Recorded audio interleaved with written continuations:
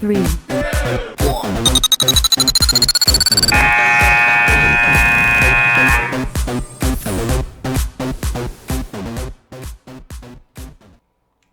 Welcome, ladies and gentlemen, inside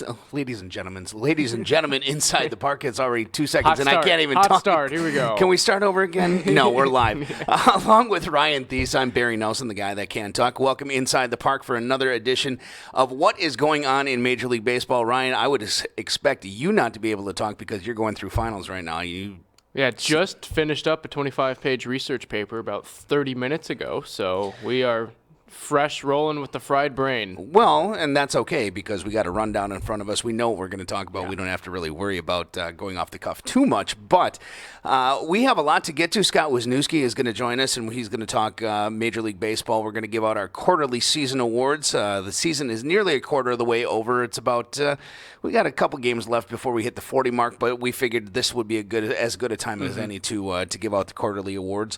And we're going to play Fast Five with him. We also have Fair or Foul coming up. But first, we want to do our stadium tour, and we're going to start off with last night. Derek Jeter. Number gets retired in Yankee Stadium. He is one of the only 15 people that have got their number retired. Every single digit is retired by the Yankees. And now. even number 8 is retired twice. Mm-hmm. So we want to go and we want to see, Derek Jeter. He had a lot of people. Show up last night. A lot of good things to say. My question to you is Derek Jeter going to be the first unanimous Hall of Fame choice? Now, we haven't had one yet. Ken Griffey Jr. came close to last year, actually, 99.7%, but some doofus left him off the ballot and didn't vote for him. So why don't you think he's going to be the first unanimous? He's not even the best shortstop to play in his era, I think. I really think Derek Jeter is the definition of right place at the right time.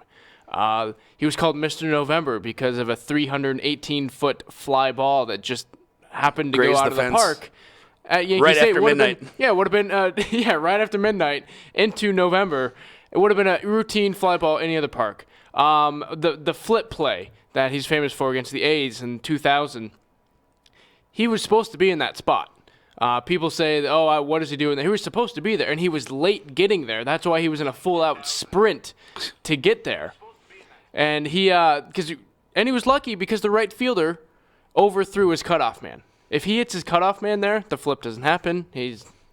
Giambi might be safe. If he slides, he might be safe. Right place at the right time. I think if Giambi makes a hook slide, he's going to be safe anyway. That was just dumb on Giambi's part. And his last game at Yankee Stadium with the walk-off hit and the most meaningless game in Yankee history in that decade.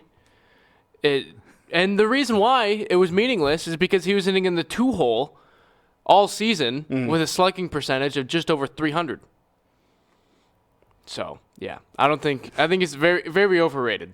Oh, wow. He's very good, overrated. Good guy. He's good for the city. So he will be in the Hall of Fame, though?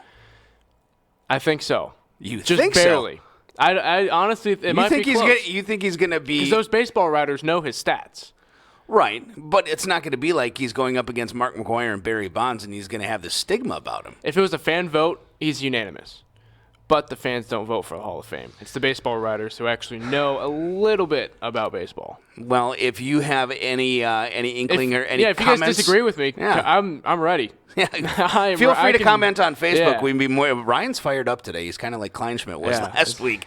Fired up today, and I just think Derek Jeter's not what people say he is. I have a friend who, when I was working with him out in Los Angeles, he would wear his Derek Jeter jersey religiously, and I always made fun of him for it because I didn't think Derek Jeter. I'd call him Jeter because I didn't think he was that. I didn't think he was that good. But he just happened to be on some good teams. He did, and right place at the right time. Yeah, I'm telling you. Well, and some people could say that for Tom Brady too. And Tom Brady even said that for Tom Brady today. But that's something we'll let Pick 6 get into. But he even said he didn't feel like the greatest. It was a matter of the system. So let's see.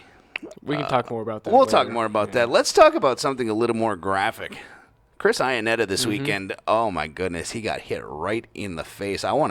We got David, he's on top of this one. We're going to take a look at the video, and if you are a little squeamish, you might want to turn away. We're going to show you, first of all, the video, and then we're going to show you a still shot. But if we could go ahead and roll that. This is Chris Iannetta up to bat on Saturday night. Ooh, turns right into it. Yep. And Chris Iannetta, unfortunately for him, didn't. Unfortunately and fortunately at the same time. But I mean, if you take a look at what, and if you take a look, we'll throw the still shot up there for you too. He had several stitches to his upper lip, plus a couple of fractured teeth. And here's the pick. I mean, it's just unbelievable that a camera actually caught it, at this moment, right as he got hit in the face. Luckily, he had nothing more than a few stitches in his upper lip, plus a couple of fractured teeth, a broken nose. But man, what is that? That's a nasty injury. And I want to ask you, what is the nastiest injury you've ever seen in sports? In person or on TV? Well, you've seen both. Well, let's do on TV first. I was thinking more on TV. Okay. I think the Kevin Ware injury in 2013 Final Four. David doesn't like it. Any broken shin that just looks like a toothpick is just, I can't deal with that. I would have to say I was watching this, and yes, I'm old enough to watch the Joe Theismann injury with Lawrence Taylor and actually see that. And they'll replay that, and every time they replay that, I will just turn away because I cannot see that. And I know that wrestling isn't really considered a sport, but I know when I was watching Monday Night Raw or whatever it was, WCW Monday Night Show, and one of the wrestlers came off the top rope and just kind of snapped his leg in half. It was just... Anything that just looks like a bone just snaps with ease. Yeah. Just does not make me feel good. Yeah, it wasn't that great, but hopefully Chris Iannetta will make a good comeback. Will make a quick recovery, and he'll get back in. I can guarantee you he will wear one of those face plates on his helmet from now on, like Keon Broxton. Like Keon Broxton does, and it's really he got hit. 2 weeks into the season, he got hit in that face guard. Yeah. And he almost didn't wear it that game, too. He thought it was going to be a waste. He thought, why am I even wearing this? Like, a pitch hasn't come close. Thought, maybe I'll just hold out. Yeah, and thought then, better of it. He got hit right in the pad. Well, hopefully Chris Iannetta will come back from that.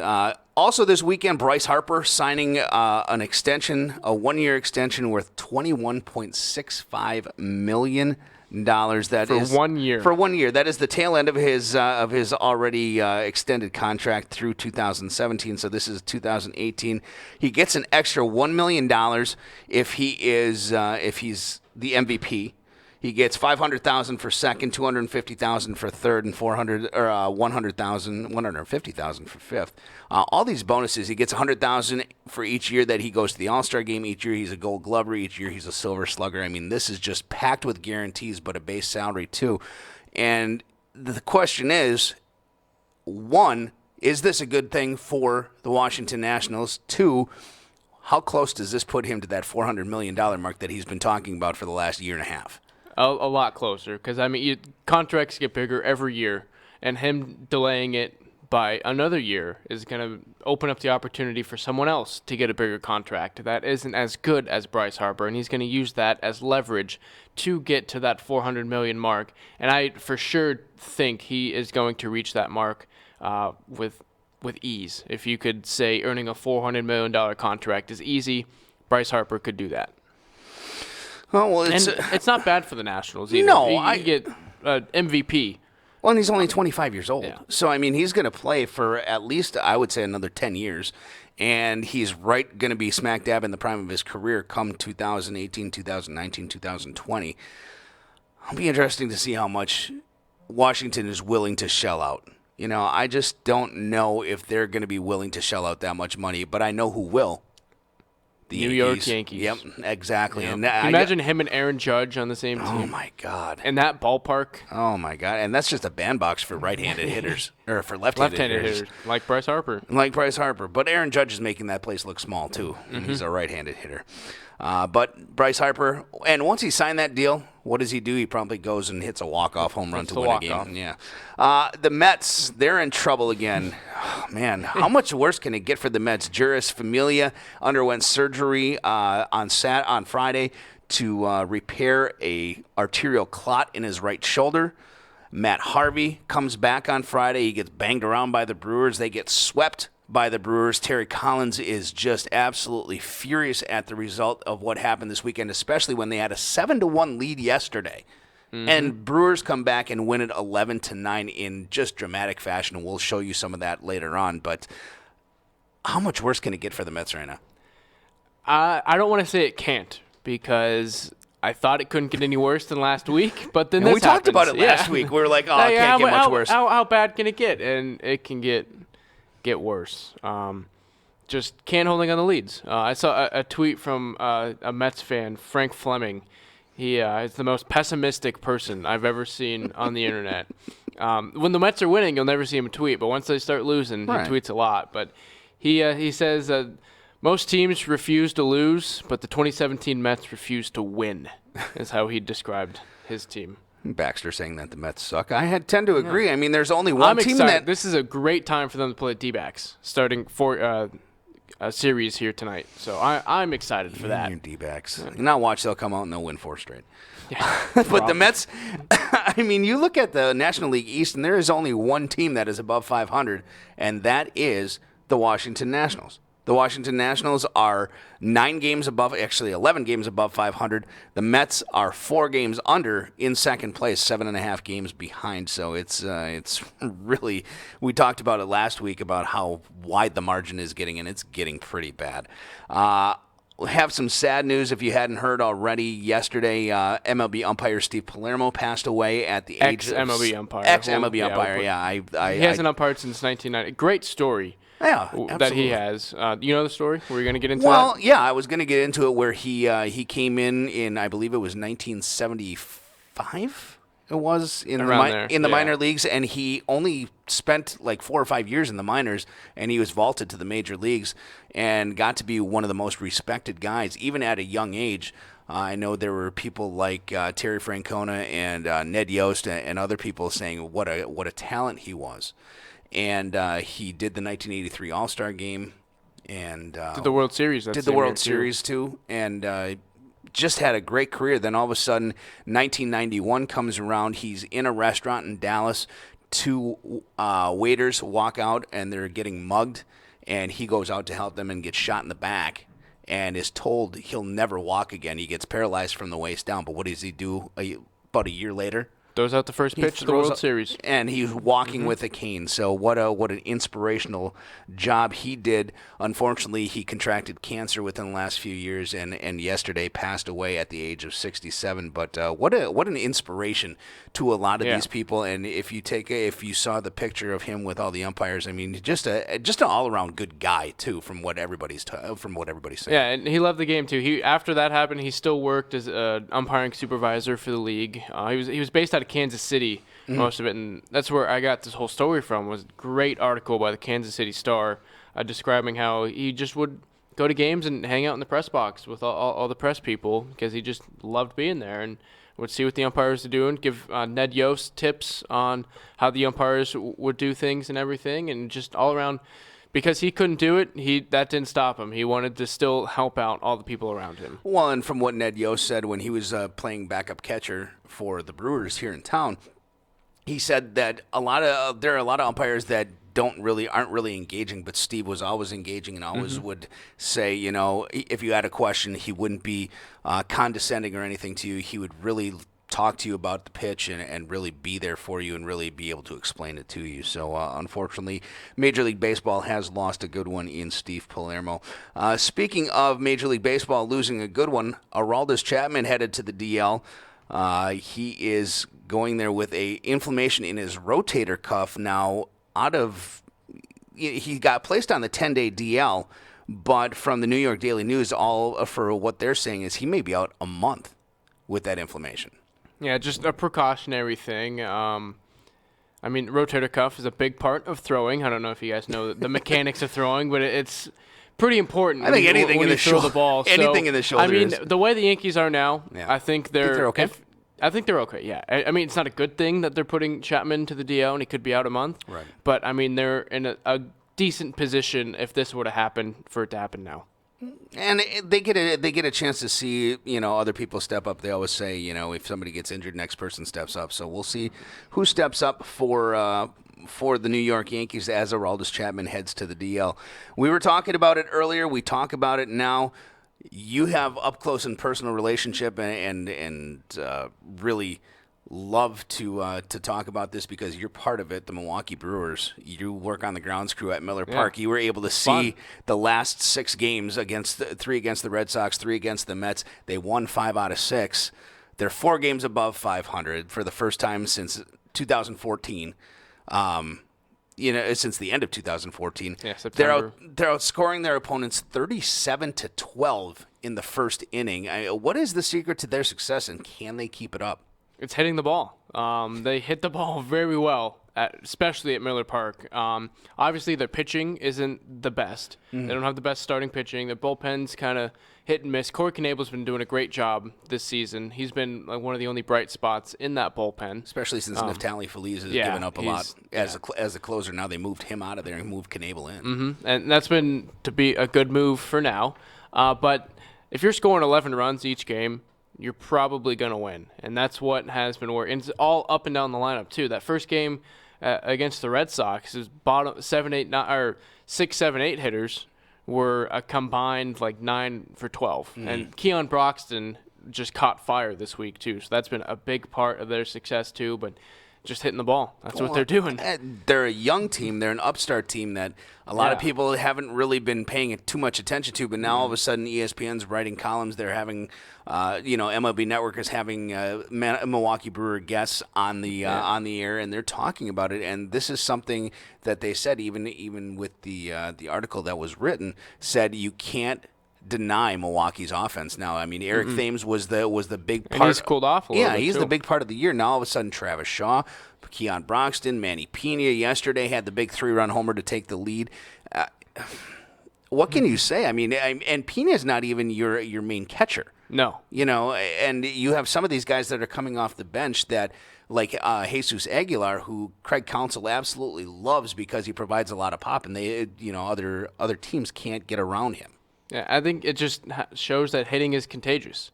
Once Eric Thames started to catch fire, he got some guys to start hitting the ball more, and then as the lineup started to progress through, everyone just started to hit a little bit more. Greg saying that the Milwaukee Brewers are a World Series team. I don't know about that. We'll see what happens in the dog days of June and July. You're heading in the right direction, but maybe not quite there yet. Right, heading where David Stearns wants you to go with the GM of the Milwaukee Brewers saying a new hitting coach. Yeah, Darnell Coles has been a heck of a hitting coach, and he's so serious about his job that on the local broadcast here, the regional broadcast, they always try and catch him smiling, and they've only caught him smiling once, no matter what the circumstances are. I mean, he could be up 11-0, or he could be down 10-1. He's going to keep that same face. But man, it was exciting yesterday. I'm sure being at the ballpark yesterday, as you were, it was exciting for them. There's a crowd getting into it, and I think baseball's starting to get back in Milwaukee. Well, and I went to the store and I turned on the radio and I heard, they're down 7-1 in the 5th. Then all of a sudden I come home, I turn on the TV, I said I'll just check it. All of a sudden it's 9-8 and Pena's up and he blasts a 3-run homer and I'm like, wow, can't fall asleep on these guys at all. So that leads us to the final question of our stadium tour. Who's your most surprising team and who's your most disappointing? Surprising Rockies, disappointing Mets. Okay. I get that. Why the Rockies so much? I mean, just didn't really expect them. Got a lot of young guys. Brewers are right there, too, most surprising. But the Rockies have been playing really good, competing against the NL West Dodgers. They just beat them a couple times over the weekend. But they're a bunch of guys just playing good baseball, really young guys. Their pitching staff, didn't know any of them before the season, and they're still don't know half of them because they're so young. Yeah, and they're still one of the best pitching staffs in the league. Yeah, and for me, my surprise is Houston. I expected them to compete, but I didn't expect them to have the best record in baseball and just clobbering people. And we'll talk about them with Scott Wisniewski coming up here shortly. My most disappointing got to be the Cubs. And I'm happy when I say that because a lot of people had expectations. They thought they were just going to run away with the Central. They were going to go to the World Series and repeat. Now they're a game under 500, and they're in fourth place in the East or in the Central. So I wouldn't panic too much. I mean, I wouldn't either. they're But I'd 3 say games out in fourth place, and they're 1 game under 500. Are you a Cubs apologist? No, I'm just. Come on. I just can see what's in You front of me. work for the Brewers, man. And I can see what the records are and what the Cubs did last year. I think it's just based on expectations. If the Cubs do this in 2009, everyone's like, wow, Cubs are having a decent year. Yeah. So it's guess just that's why. It's all context. I guess that's why Baxter's saying, let's go Milwaukee Brewers. I would have them as part of a surprise team. I mean, but I don't not want the real. Cubs to win. I'm just giving Well, I would facts. hope not. I would hope that the team that signs your paycheck, you'd want them to win. Otherwise, I'm going to have to. Going down there on Friday to root on the Brewers. So. Okay. Well, otherwise, I was going to have to call Mark Attanasio and tell him. Anyway, we're going to move on. We want to talk some MLB with our Major League Baseball correspondent, Scott Wisniewski. He is a fill-in host on this show. Scott, we love having you. Thanks for joining us. And how are you today, day after Mother's Day? I'm great. I am great. Can you guys hear me all right? This is my first time doing this. Yeah, we're good. Good. I'm doing wonderfully, actually. Good. Now, you could hear us as you were off the air. You could hear us talking about surprises and disappointments. Now, there's lots of talk this weekend. Of course, I just mentioned the Cubs after they lose on Saturday about the slide rule. There was an incident where Ian Happ overslid second base. They called him out, and then they called out the guy at first base, which is what they're supposed to do according to the new rule. But Madden saying that he thinks it's making the game soft. Ian Happ also saying that it's not good for the game. A lot of other people weighing in on this too. Do you think the game is getting too soft? Yeah, I think every game is getting too soft. I think football's getting softer. I think hockey's getting softer. But I think it's being done for a reason. I think, we've become smarter as a society, understanding about injuries and trying to protect yourself. I think some of the hard slides at second base and things of that nature, I think those should stay in the game, although I am in favor of the home plate collision rules and things of that nature. But I think on a base path, sure, I think that call, we saw it enforced last year a couple of times, and sometimes it just seemed ridiculous. But it's the way the game is going. And I think that, you can whine about it if you're a current player, or you could just accept the fact that these are the rules you have to play under. I kind of used to like the old days where guys would break up a double play and slide a little late or kind of slide outside the bag but again, the times are a little bit different now. Well, how much is too much? We're making all these precautions to keep players safe, but how much really is too much? As long as the salaries continue to go up and as long as teams don't want to lose those valuable assets, I think you're going to see it get a little bit more stringent over the next few years, depending on what major injury happens to a superstar of consequence. I mean, let's face it, the home plate rule changed because of Buster Posey. If that would have been Jet Bandy, I don't know if that rule changes. No offense to Jet Bandy, but you understand. No, high-profile player. Absolutely. So I think as long as we see superstars that get involved in some of these injuries, you're going to see rules get tweaked to try to protect them. Are we ever going to get back to the way things used to be? Or are we just down that path and we're just going to keep heading down that path? I mean, I think it might plateau, but I don't think we'll ever go back to the high contact base running that we've seen in the 70s and 80s and heck, a lot of the 90s as well. All right, let's talk some records now, some actual baseball, not just sliding. Houston, they have the best record right now. Astros playing some good baseball down at Minute Maid. Are you surprised by this at all? I'm surprised that they have the best record, but I kind of caught the part of your conversation where I thought Houston had a good squad, and I think I picked them to win the division, but I didn't think that at the quarter point of the season they were going to have the best record in baseball. And they've had everything kind of go right. You've had some bounce back seasons from some of their players, including Dallas Keuchel and some of their other players. And this was a team, and I guess if you're a Brewer fan, you hope that it ends up like this, but this was a team that was built, with a good farm system, and they brought guys up and they had a mix of some veterans and some young players, and they've really seemed to gel over the last 5 years. And this year could be their year, and we'll see. But yeah, I'm a little bit surprised. I thought they could win 90 games right now. If they continued the pace they're on, it would be 100 plus wins. I don't think they're going to win 100, but they're kind of running away with that division early.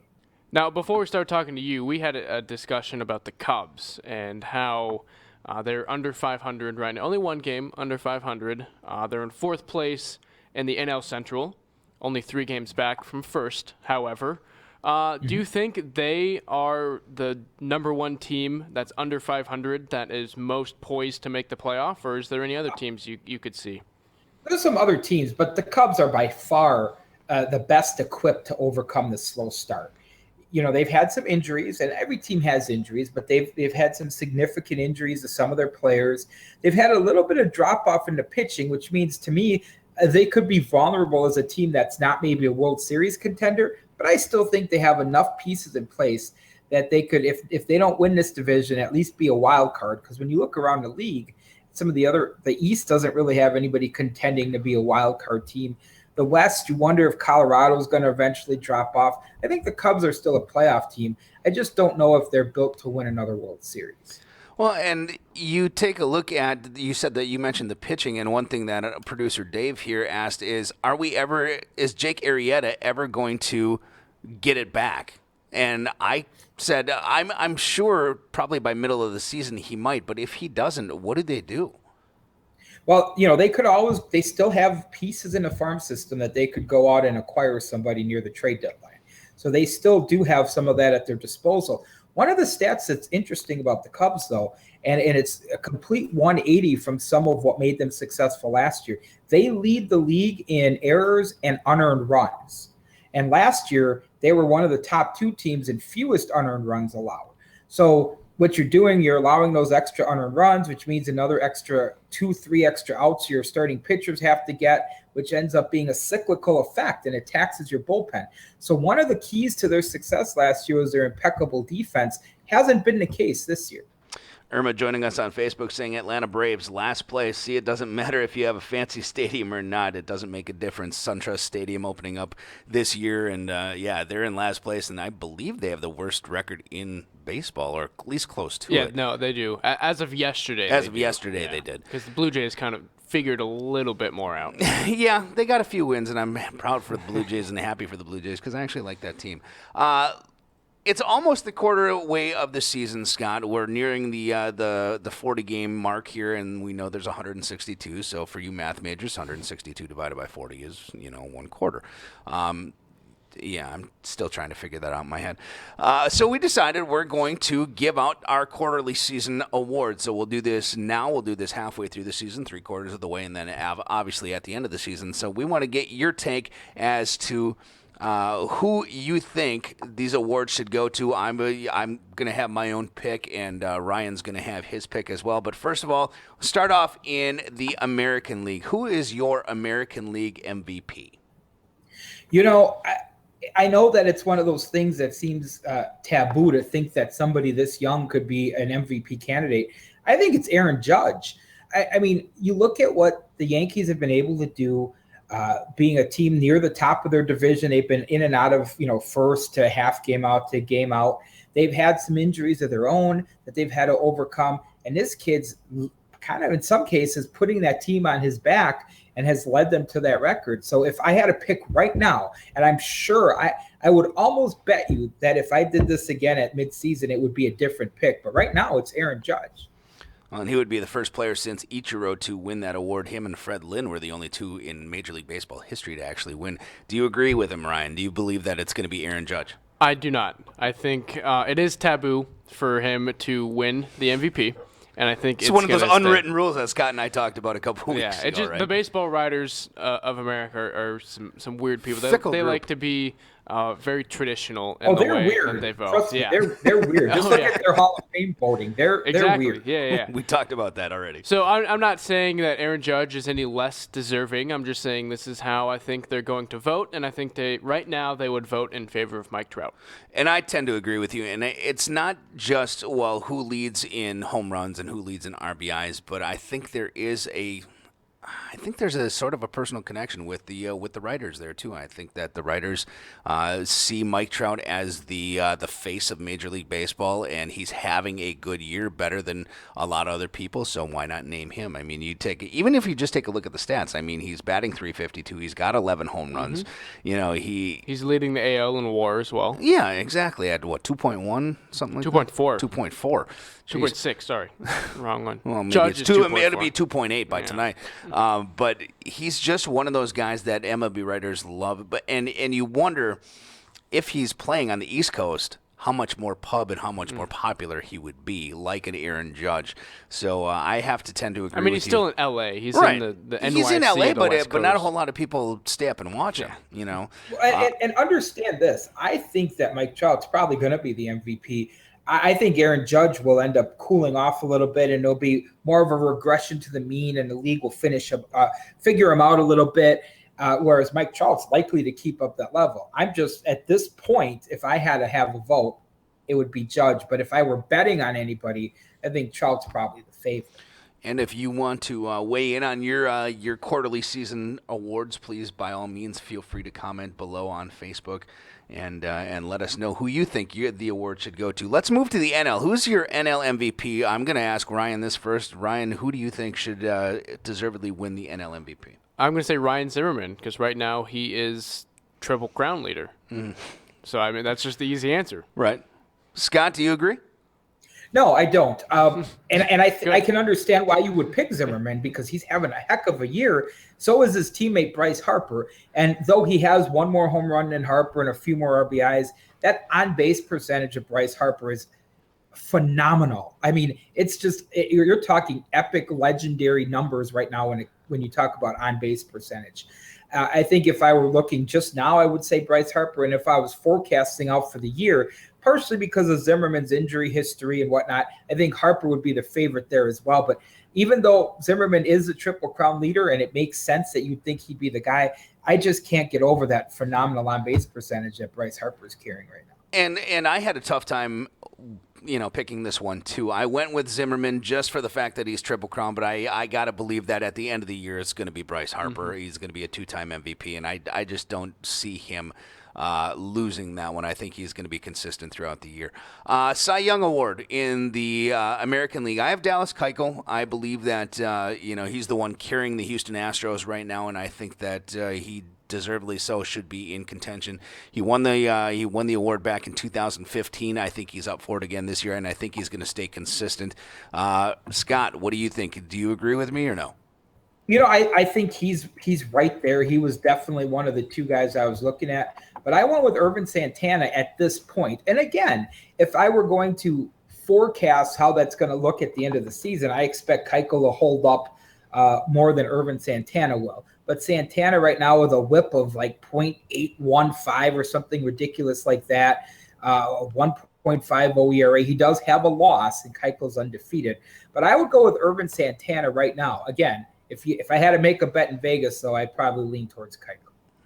Yeah, I'm going to go Ervin Santana as well. Got the Can't win with you guys. Same amount of wins as Keuchel and a lower ERA. Okay. I think that just so speaks for itself. And I'm not yelling at you for this, but I mean, I'm asking, are you basing all of your stuff on stats, or do you put a little bit more into it when you make your pick, like about the writers? 90% of stats. Okay. Yeah. Makes sense, and I did that too. I'd probably go 70% on stats, but what I look at too with Santana is, his stats have been good. Keuchel's got a better supporting cast offensively around him than I think the Twins do, and I think the fact that Santana's been able to win 6 games with a team that's been a surprise, right. I think that's where I'm leaning to. Again, as this thing plays off, I expect Santana to go back to what he kind of always has been, which is a good pitcher, but not a great pitcher. Right. But right now, he's been pretty great for the first quarter of the season. Well, Ryan bases at 90%, Scott bases at 70%, I base at 80%. So, that's just the way it goes. NL Cy Young. Scott, who do you have as your NL Cy Young Award winner right now? This one's pretty surprising, because if I would have told you at the beginning of the season that I was going to lean towards a Cardinal, you might have thought Martinez. You might have thought Lynn.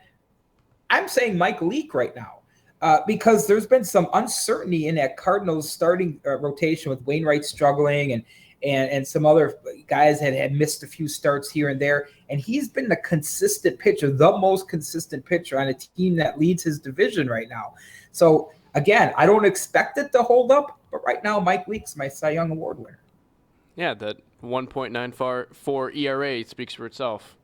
Here's your 90% right Yep, there. there you go. Numbers. I went. Numbers don't lie. That's true. I went with Clayton Kershaw.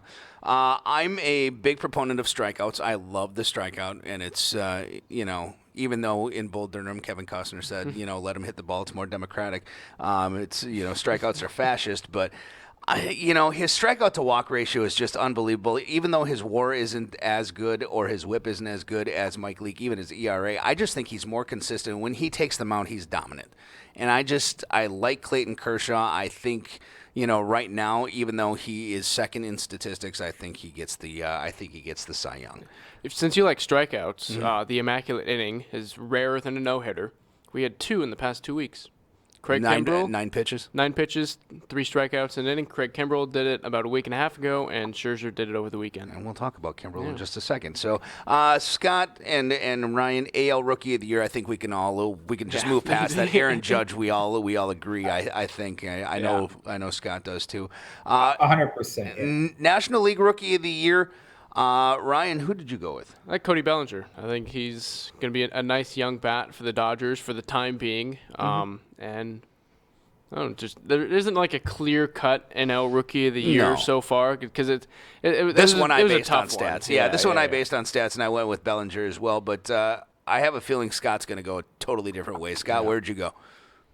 Well, first of all, I just want to recall a time where the Dodgers every year had a Rookie of the Year from like the late 70s through the late 80s. It was an incredible farm system. And maybe Bellinger will continue in that path. But right now, if I had to pick, I'd pick Kyle Freeland, a guy who's pitching well in a hitter's ballpark in Colorado. It's rare for pitchers to win Rookie of the Year. I understand that. And again, I'm almost certain that maybe with the exception of Bryce Harper, all of my picks are probably going to be different at the midseason point. But right now on May 15th, I say it's Kyle Freeland. Okay. So we move to the relief pitchers of the year, and we're in agreement with both of those. AL relief pitcher of the year, Craig Kimbrell, and National League, Greg Holland from the Colorado Rockies. Greg Holland's and it's great. not even close. No. It's not even close. Holland's got either five. side. No, Holland's got 5 more saves than the next nearest guy. So it's just amazing the year that he's having. Just for the sake of time, let's move on to AL and NL managers of the year so far. AL manager of the year, Ryan and I both agree it should be A.J. Hinch from Houston because not only because they have the best record, but because they're playing the most consistent ball. You, on the other hand, Scott, who did you pick? Well, I know that managers of the year, they usually don't give credit to good managers who had good teams, even though Hinch has his team playing better than many people thought. People thought Houston was a contender. Nobody thought Minnesota was a contender. So right now, Paul Molitor gets my vote just because that team is really bad. And they're in first place. So for me, that's the reason I went with Molitor. I don't want to take anything away from Hinch, but I just seem to know how these voters, they always seem to disregard managers on good teams. And Paul Molitor doesn't have a good team. Our friend Armin saying Teddy Higuera for Cy Young, the old Brewer. National League Manager of the Year, who did you go with, Scott? I went with Bud Black because, again, Colorado's a team that I thought was going to be a bottom feeder, 75 wins. Right now, they're getting something that you never thought you'd get in Colorado, which is consistent, good pitching. Bud Black right now, I think has just a slight edge over Craig Counsell. To me, it was a toss-up, but I just leaned towards Black just because I really did not expect the pitching that they've gotten. And as far as the Brewers go, I'm a Brewer fan. I get that. They still make fundamental mistakes that make me scratch my head. So I dock Counsell a couple of points for that. You don't, though, do you, Ryan? Not entirely. I know they have made some really bad mistakes, especially Jonathan VR on the base earlier in the paths, week. yeah, absolutely. Just trying to do too much there. But those things, I think you can iron those out a little bit better. And Craig Counsell is doing a lot with not too much. Well, and the way I look at it is he's got to counteract for the lack of pitching that he's got, and he's plugging in the people in the lineup in the right holes in the right spaces, and he's doing everything he can to win, and those players are really responding. And the way the players respond, I really believe that that's the true sign of a good manager, is if you're responding despite your age, despite your discrepancies. I think the way you react and you play for your manager, that shows how good your manager really is. And so I've seen the Brewers dugout a lot more than the Rockies dugout, but they look like they're having a whole lot of fun playing baseball. Yeah, you look at the interview with Manny Pena. You got 3 buckets of Gatorade and some sunflower seeds dumped on him yesterday. Those are fun to pick up. As we like to do when we wrap up our correspondence segment, Scott, we like to play Fast Five. So if you're all ready to go, we're going to give you 5 questions. You have 5 seconds to answer each question. Just the first thing that pops into your head. Are you all set to go? I am ready to go. All right, number 1, you have 5 seconds. Favorite baseball movie? Oh, my God, there's a lot of them. I'm going to go with my standby, Major League. Major League, always a fan favorite. Number 2, favorite baseball manager of all time? Oh, my God, see, I'm so old. There's so many of them. Earl Weaver, because he was certifiably nuts, and he had some good teams in the late 70s and 80s. I would have thought you would have went with Billy Martin, but Earl Weaver's a good one, too. Greatest baseball stadium in history? Fenway Park. Fenway Park, good one. I've been there. It's a fantastic stadium. Your most treasured piece of sports memorabilia? Well, this one hurts because I had a house fire a few years ago, and I lost some stuff I could never get back. But one of the things I was able to keep, I have a model replica of Old County Stadium and a picture of me as a kid with Cecil Cooper, who was by far my favorite Brewer of all time. I still have those intact, so I'd say a tie between those two. That's a cool story because I actually caught a ball from Cecil Cooper that he hit in an Old Timers game and then had it autographed by him. So that's one of my favorites as well. Your final question: you have tickets to only one of these. All right, Super Bowl, Game 7 of the World Series, college football, or basketball national championship. Which one do you pick? Game 7, without a doubt. I mean, I love the NFL, don't get me wrong, but that's my thing, man. And if I had Game 7 tickets, I'm taking them all the time. I should have just put Game 7 at the NBA, not the World Series, and see what he would have said. Yeah. Scott, good stuff as always. We thank you very much for joining us. We look forward to having you possibly fill in for either myself or Ryan in the near future, but always great stuff as always. Thanks for coming on. Hey, always great talking to you guys. Have a good night. All right. Scott Wisniewski, our MLB correspondent, joining us, and just good stuff. He's always brings the heat and has some fun with us. So yeah, real quick on the Game 7 thing, I think we have a viewer right now who actually has been to a Game 7 of the World Series. My dad went to Game 7 2001 World Series. Yankees and Mets? No. D-backs. Yankees and D-backs, sorry. Yeah. Yep. Sorry, I was thinking 2000 Yankees Mets. Paul saying that Bud Black or Torey Lovello are Lavello's good one. Yeah, good candidates for National League Manager. He's almost there, but not quite. Tim saying the I-90-94 series between the Twins and the Brewers. He would just like everyone predicted. Yeah, right. Exactly. Now it's time as we're heading down to the wire here, trying to wrap things up. We are going to play Fair or Foul. As always, we have our little game that we like to play. We give each other 3 things, and we determine whether or not they are right or not, whether or not we agree with them, and we declare them fair or foul. So you got to go first last week, so I'm going to give yours this week. And we've been talking about it all show, and the Cubs are at, or actually one game below 500. They will finish with 90-plus wins this season. Fair or foul? Foul. They'll be in the 80s, high 80s. High 80s. And still close. Yeah. So they'll be close. But yeah, I still think they'll make the playoffs. Okay. Sounds good to me. For you, Carlos Beltran is a Hall of Famer. Man, I would have to say... Starting off easy, huh? Now, is this eventually or is this like first ballot? No, eventually. I think eventually Carlos Beltran does get in. I think that's fair. I think we can agree he's not a first ballot. No. I think he's going to be one of those kind of Craig Biggio type deals where he sits there for, or maybe like an Andre Dawson where he sits there for 5, 6, 7, 8 years and then all of a sudden he gets put in. I don't think it's going to be anytime soon, but he is definitely worthy. He's played on some good teams and he's got some really, really good stats. So I think that's definitely fair. Of the big 4 sports, Baseball currently rests in a solid second place in terms of popularity. In terms of popularity between NFL, NBA, and Major League Baseball. Unfortunately, not in my personal opinion, I'm going to say foul behind the NBA and the NFL. Okay. I don't like that, but that's just how it is right now. That's just how the popularity is. I don't think the popularity of the NBA is really right there. It's going down. It's too predictable. I mean, it is predictable. If you looked at it, I was looking at some posts some articles that were written about the popularity of sports, and the most Googled things as far as sports go, and NBA was third behind Major League Baseball and the NFL, which is why I asked. So interesting. Yeah, I know that. Yeah. The Nationals have legit bullpen concerns. People say there's could be about 7 games they've kind of blown because of their bullpen. I think right now they do. I think by the trade deadline they won't. I think they're going to go out and they are going to get some help. And yeah, we're both laughing because we both saw what Baxter wrote that Tim Tebow is Googled the most. And I know Jessica Kleinschmidt is loving that one too.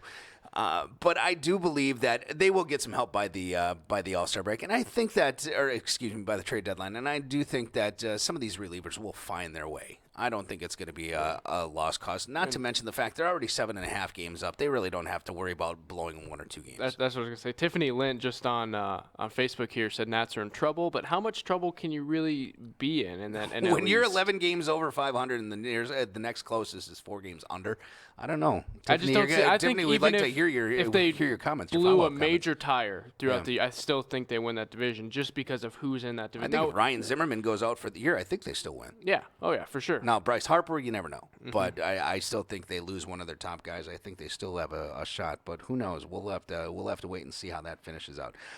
The third and final question for you, and we talked about this. Derek Jeter is the best shortstop to ever play the game. Nope, foul. That is.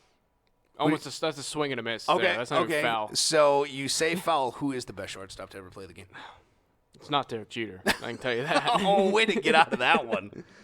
I don't know. I mean, A-Rod as a shortstop was very good. Are you kidding? Come on. As a shortstop, he was good. Offensively, maybe. Defensively, not even close. Not defensively, but I mean, Derek Jeter offensively wasn't the best either. If you look at his career statistics, right place at the right time. I'm telling you, that's all Derek Jeter was. Ozzie Smith. I like Ozzie Smith. I'm a big Ozzie Smith fan, but Phil Rizzuto is also in there too. So, who knows? Yeah, just Derek Jeter overrated. Okay. I had to get one more in there.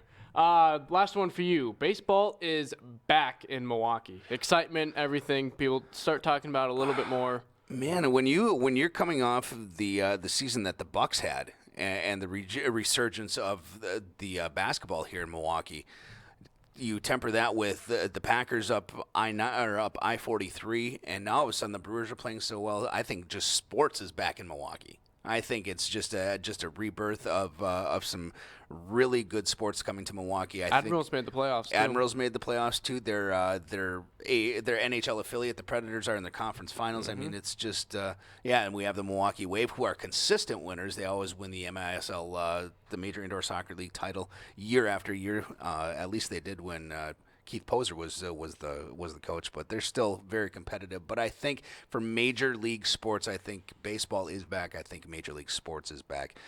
Taking a look at some of our comments on Facebook, Tiffany saying LOL, foul.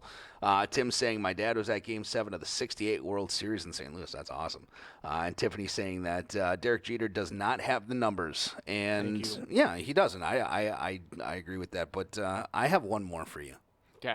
Since you're the baseball aficionado and you're one of these guys that loves baseball, we talked about the Yankees retiring every single number, every single-digit number. Correct. Except for number 0, which is technically not a digit, but it could be if you're a zero theorist. I don't know. I'm not a mathematician. It's not an integer. Okay. Yeah. Okay. Thank you. I was trying to look for the mathematical term. But I want to know, if you can, in order, name me the single-digit retired numbers. Or at least give me a few. Yogi Berra, Lou Gehrig. But you got to give me the number. 8. For Yogi Berra. Yeah. Okay. Gehrig was 3. No, 4. Babe Ruth was 3. Very good. Jeter was 2. Can't think of 1. Crotchety old manager we talked about before. You did say it. Billy Martin. Exactly. Yeah, there we go. You mentioned Lou Gehrig. He was number 4. Okay. Yeah, because I remember back, because how I think of it is the batting order, because that's how the Yankees first had their number. They're the first team to have their numbers, so that's why a lot of these guys are all single-digit numbers. What about number 5? You can't. Mickey Mantle. No, that's number 7. 7. Number 5. Come on. Not off the top of my head. Is that his name? I don't know. It's not. No, it's not the Splendid Splitter. It's the Yankee Clipper. Not hoping. He was sung about in Mrs. Robinson by Simon and Still Garfunkel. not. Where Have You Gone, Joe DiMaggio? Joe DiMaggio. Yes, Joe DiMaggio. Number 6 is not the biggest Yankee. If I was a Yankee fan, I could probably do that. One of the biggest managers, or one of the best managers in the Yankee history. Number 6, Joe Torre. Joe Torre, obviously. Oh, now you brought it up. Actually, that's no fair. Bill Dickey also getting number 8 retired. So that's interesting that they have number 8 retired. I can tell you all the retired numbers for the D-backs. They have 2.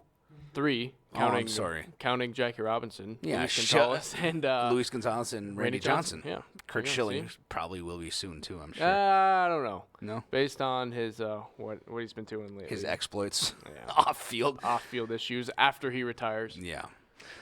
Well, that's going to do it for us for another week of Inside the Park. Man, this hour just flies by, and we're not even on for an hour. I mean, we're on for a little bit less than an hour. We went a little over our time slot today, and we apologize for that. But we hope we brought you a lot of good information, a lot of fun stuff. We tried our best. We showed up today. That's what we did. And as they say in the movie Hardball, the best thing is showing up. Thank you, Keanu. But it's been fun. We enjoy this every week. We wish we could do it more. We hopefully might during the dog days of summer do it a little more as our schedules don't conflict so much with the scheduling here. Yeah, as they open up a little bit more. But we always have a great time, and we do appreciate the work behind the scenes with our producer engineers David and Baxter coming in and doing all the stuff. I know I don't make it easy on them. I give them a lot of video clips that I want them to show, and they get them all on the air even more than I give them. So I'd just like to say thanks for them. Tim saying great show, guys. Thanks, Tim. We appreciate all of you, all the comments, all the viewership, all the listening. You know, we welcome any feedback that you guys have to say. Please, by all means, be sure to check out brewsportsnet.com to check out all our archive show, check out some of the other hosts and some of the other shows as well. Make sure you tune into Brew Sports on Facebook Live. Every day you have Morning Brew and Happy Hour, halftime. See, 2 weeks in a row. 2 weeks in a row. At the beginning, it was a Freudian slip, and here it's a Freudian slip too. But tomorrow we're going to have Pick 6 and Double Dribble. Always going to be on Tuesdays, and just a lot of sports going on, and we love to have you join us every single day. Of course, we're always going to be on every Monday from 5 to 6, so we enjoy having you tune in tonight, and we look forward to having you tune in next week. So for David and for Baxter, and of course, my esteemed co-host Ryan Thies, I'm Barry Nelson saying so long for now. We will see you next week inside the park.